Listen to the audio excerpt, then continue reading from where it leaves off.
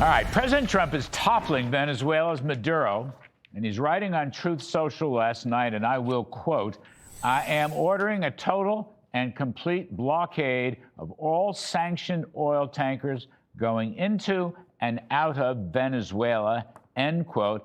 Joining us now is Oklahoma Senator Mr. Markwayne Mullin, a member of the Senate Armed Services Committee. Senator Mullin, welcome back, sir. Do you have any trouble with what Mr. Trump is doing in Venezuela? No, keep in mind he said sanctioned oil tankers. What that means is that this illegal oil is being sold on the black market.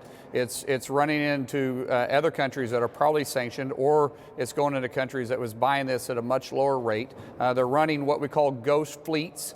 So these are individuals that they're not running flags that are actually being flagged at the country that they're representing.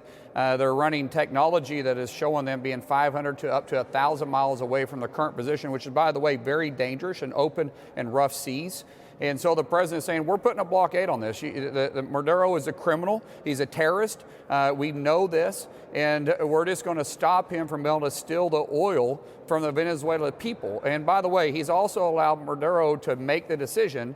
Do you want to leave the country? You can leave it. We'll let you go to Russia. We'll let you go to China. We're not going to let you go to Cuba. We're not going to let you stay in the region. But if you want to leave, leave. We're not going to prevent you from doing that, but allow the people to have the president that they elected, who is now in hiding, and the Maduro regime is actively trying to kill her. Yeah, I remember Senator Papa Bush took out Noriega in Panama. He was right to do so. Noriega was a criminal. He was a drug dealer. It's a story very much like Maduro. I mean, actually, Mr. Trump is being more generous. Democrats are criticizing Trump for this. I don't understand why. It's very clear we should get rid of this guy. Get rid of him. We would do the whole hemisphere a favor.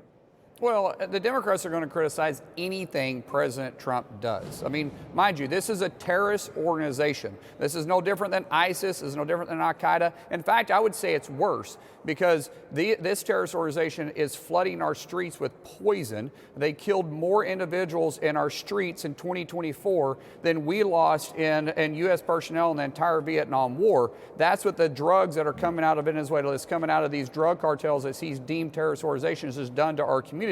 And the president is being very proactive. What's happening in Venezuela, though, is these drug cartels are openly operating freely in Venezuela. They're using their ports, they're using their police, they're using their military to transport their drugs, to load them onto illegal ships. Actually, in some cases, the military and the police are actually helping these cartels that are flooding out of Central and South America to load them onto ships, to find illegal ways to bring them in, including on oil tankers themselves.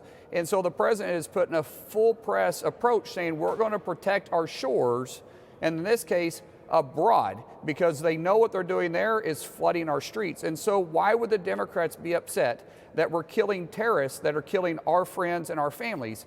The only explanation you can have is that, once again, you see the Democrats more worried about protecting the criminal than protecting the law-abiding citizen in our own communities. Well, the other thing is, you know, Democrats are raising the War Powers Act. This has nothing to do with the War Powers Act at all. And anyway, if you look at that act, and I'm sure you have, it always gives the president 60 days to do what he's going to do with respect to any warfare, and another 30 days to extricate. So, well, this same exact authority that President Trump is operating on, President Obama used it over 500 times and killed 3,700 individuals, including U.S. citizens, against terrorist-deemed organizations. It's the same exact law that the Democrats never raised a single question about. Not one time did they ever raise one single question about it during the Obama administration or the Biden administration. It's just because of their hatred towards President Trump and the hemisphere to which they're operating in.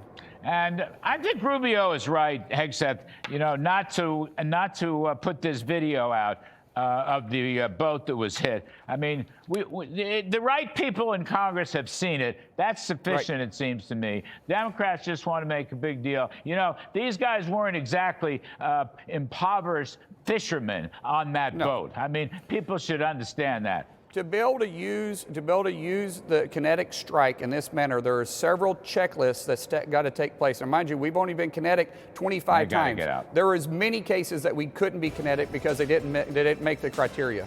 Terrific stuff. Senator Markwayne Mullin, thank you, sir.